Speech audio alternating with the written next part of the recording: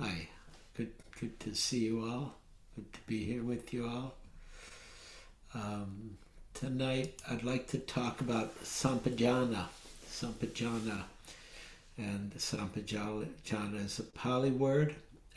It's translated as clear comprehension, but it has a number of other translations which I find really helpful and important. So Sampajañña means clear comprehension. Sampajañña also means fully attentive, fully attentive. Sampajañña also means clearly knowing, clearly knowing. It also, Sampajañña is sometimes translated as fully aware.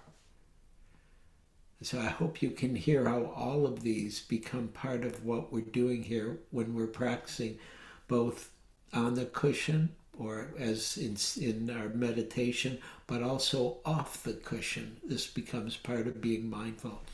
And then the other translation, which I just found today, I looked in an old book. I have a very old Buddhist dictionary, and that's from 1988. And when I looked up Sampajañña, it said clarity of consciousness. Clarity of consciousness, and I love that as an understanding. Then it said clear comprehension, and so it's a beautiful understanding of what we're developing here as we meditate, and what we want to function with as we practice in the world with a clarity of consciousness, where we're fully attentive to our life and clearly knowing what's needed to be known, be able to comprehend what's important, and being fully aware in the moment, so that full awareness can really nurture that clarity of consciousness. That's knowing what's going on. And clear comprehension is the first place I read about it from the Buddha was in the Satipatthana Sutta, and it's a quality of mind that's linked with mindfulness. And the quality of Satipatthana refines the meditative process, but it also enhances our practice in the world. So it facilitates knowing what is taking place in the moment. And it allows us to act in full awareness, which is also one of the ways Sampajañña is understood. And then to function clearly, knowing in all activities what's true, what's not true, or what's skillful and what's not skillful. And so as we start to metabolize this component of what it is to be aware, what it is to practice the four foundations, it really starts to become a foundation of practice. And Sampajañña in this way brings a certain kind of investigation and guidance. A certain kind of investigation and really wisdom to mindfulness. I'll say a little more about it traditionally, and then I'll say a little bit more about it not so traditionally. But traditionally, there's four guidelines for Sampajañña, for clear comprehension. And the first is knowing the purpose of our actions. Knowing the purpose of our actions. And we want to know, why are we acting? And however we're acting, whether it's in meditation, like why are we focusing on the breath? I know why, and I know why we focus a lot. I thought it'd be really good to get really more concentrated, and stay very close to the simplicity of the breathing itself. And just that one, because that builds a certain collectedness that is related to samadhi. And so knowing the purpose of our action, both in meditation and in our life. And of course, that brings certain questions, that brings the investigative factor into play. And of course, I don't know about of course, many of you know that investigation is one of the 7 factors of awakening, a very important factor. And so the question that comes up about the purpose of our actions is it for the benefit of ourself, and is it for the benefit of others also? And so it's more than simply being present. But Sampajañña, it includes our reflection on our motivation for doing something. And motivations can be really different or complex. And there can be all kinds of overlapping motivations. And we want to see, what is it to cultivate wholesome motivations or unwholesome motivation? When is that coming forward? And can we recognize what's wholesome or what's skillful, or what's unwholesome and what's unskillful? And of course, to do that brings forth all kinds of dharmic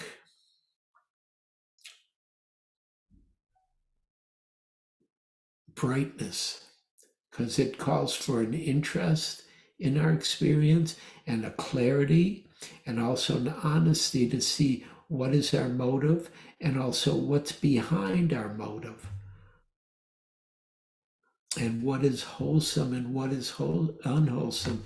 In both meditation and life is conditioned by the state of mind or heart that is part of our experience, or by our beliefs or our understandings, or by our beliefs and our misunderstandings.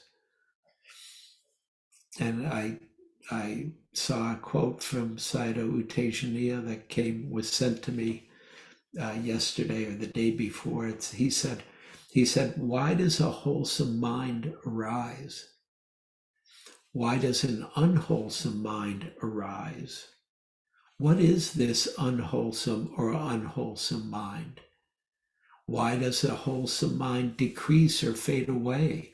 Why does an unwholesome mind fade away? This is the field of our research, says Sayadaw U Tejaniya. This is part of the investigative process of the Dharma.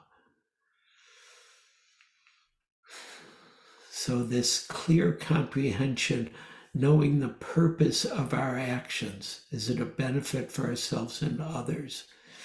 And can we make choices that support wholesomeness or skillfulness, and let go of choices that support the opposite, unwholesomeness or unskillfulness, in our meditation practice and in our life?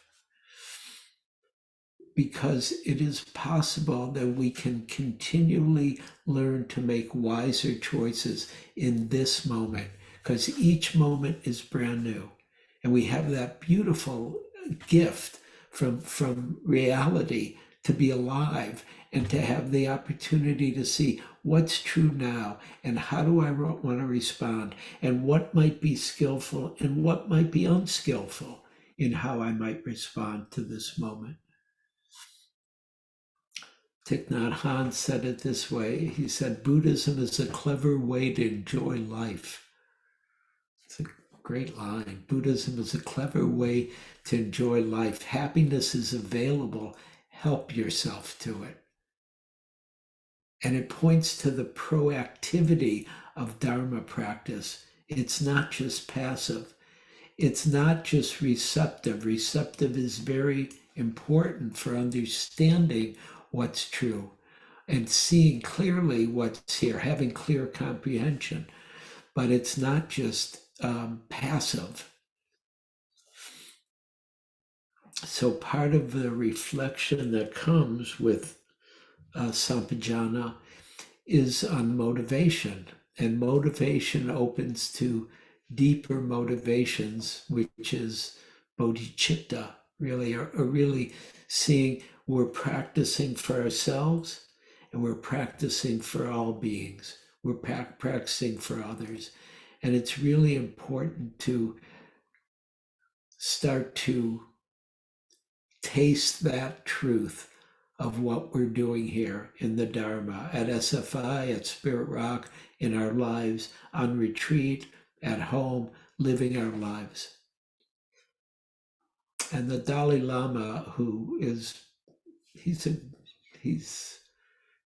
beautiful being, the Dalai Lama. He said this, he's so humble. He said, speaking of my own experience, I sometimes wonder why a lot of people like me. And if you've ever been around the Dalai Lama in person, it's hard not to like him. He's fun. But he said, speaking of my own experience, I sometimes wonder why a lot of people like me. When I think about it, I cannot find in myself any especially good qualities, except one small thing. That is the kind heart which I try to explain to others, in which I do my best to develop myself. Right? So he can find one thing that you might like him for, which is the kind heart, which he tries to explain and teach others, and which is he does his best to develop himself. And then he goes on to say, and being very real, which the Dalai Lama is, he says, of course, there are moments when I do get angry, but in the depth of my heart, I do not hold a grudge against anyone. I cannot pretend that I am able to practice bodhicitta, but it does give me tremendous inspiration. Deep inside me, I realize how valuable and beneficial bodhicitta is. And so you hear, probably one of the more awake people alive on this planet, and his humility about practice and about bodhicitta, which is the motivation to practice for ourselves and really all beings. And but he's inspired by that potential.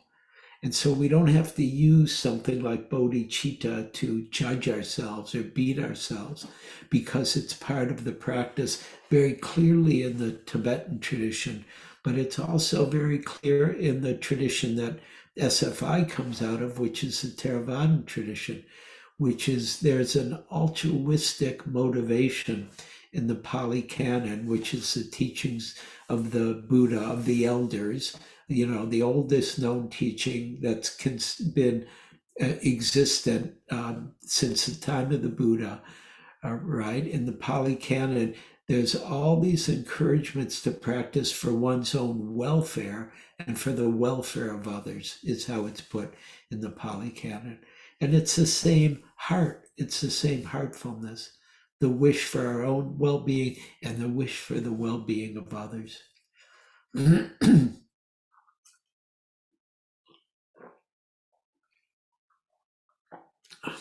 So the first guideline of Sampajañña is about purpose. Then the second guideline is about the suitability of an action. Like when there's clear comprehension, we want to know, we want to see, we want to understand, is it the right time, the right context? Will it have the right impact? Because we could have a wholesome intention, but it might not be the right time to do it. And I was talking with Joseph Goldstein about this, and he told me a story about Munindraji, which was his first teacher. And Munindraji, they were in India together, and Munindraji would haggle with the merchants over nuts that he was buying and some seeds that he would eat and buy. And he would haggle with them, and he would yell back and forth with them. And Joseph, who was a young man at that time, he thought, well, is this really my teacher? Is that who I want to study with? This guy who fights with a guy over a few cents, in the marketplace? And Munindraji said a beautiful thing to him. He said, the practice of Dharma is to be simple, not a simpleton. And it's really part of our practice to be simple, but also to be aware, to be awake, to see clearly, to comprehend fully, to have a clarity of consciousness, a comprehension of consciousness that understands what's true and what's needed in what's suitable in the specific setting that we're in, what's appropriate in whatever setting we're in. And it's true for all of us, but just to look and see how we relate, because he's talking about relationship. You know, when I'm going to Safeway to buy whatever, some bananas or something, I'm not trying to give Dharma talks to the people at the counter, right? I'm trying to just say, hi, how are you? Here's my money, and go, because that's what's suitable at that time. And then if somebody says something to me and asks me a question about something, because sometimes people know that I'm a Dharma teacher, then I might give an answer. But I would only give it if it's the right time in the right place and it has the right appropriateness or suitability for that action. And the same is true, not just but like with my daughter. I would love to teach my daughter the Dharma. She's interested in it, but she needs to find her way. It's not totally suitable most of the time for me to say much. Every once in a while, it's the right action, but many times it's not. And so that's also part of Sampajañña, about clear comprehension of appropriateness. And then the third guideline that is given is the knowing the proper domain for responding or for acting in some way, the proper domain or the proper realm. In Pali, the word is actually field or pasture. And so it's the having a clear comprehension of the proper field of our practice. And it's similar to suitability. It's like, oh yeah, Safeway is the proper place for practice.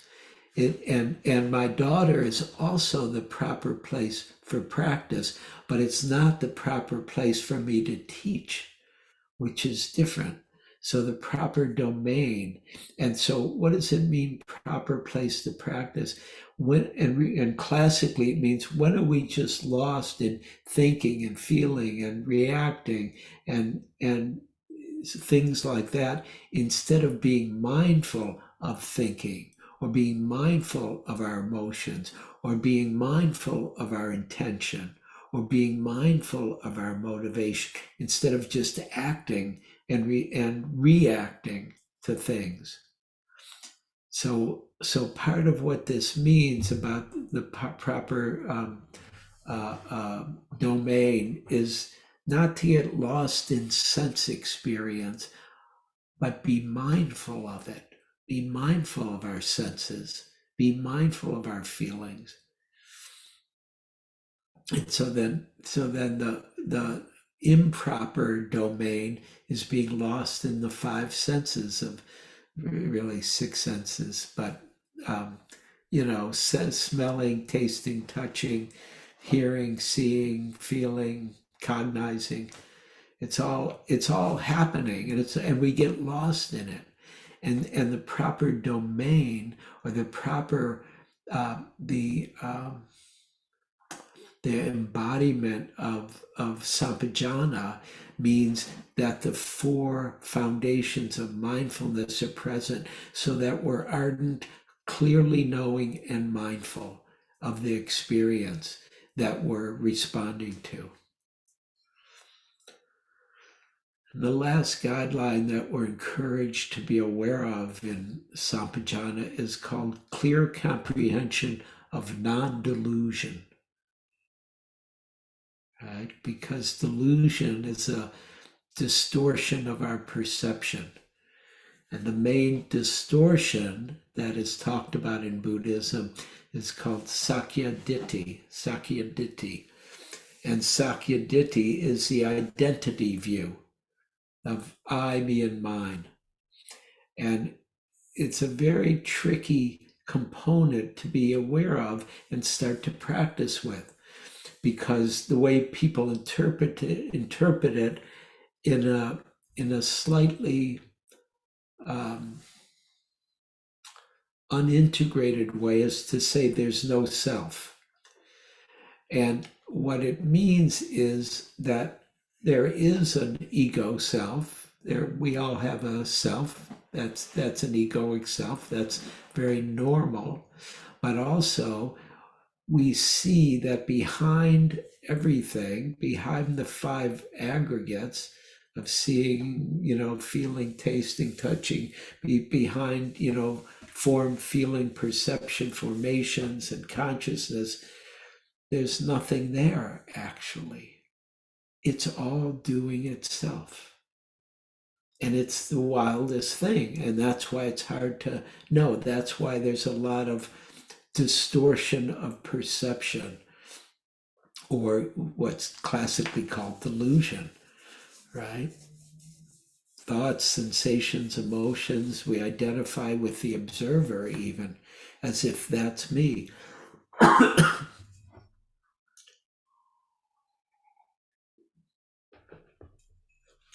And it's a very, very, very strongly held belief that I am having this experience.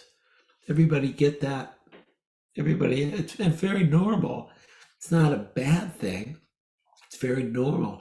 But we just want to look a little deeper, because it's such a strongly held belief that we really, it's very certain. We're very certain about it.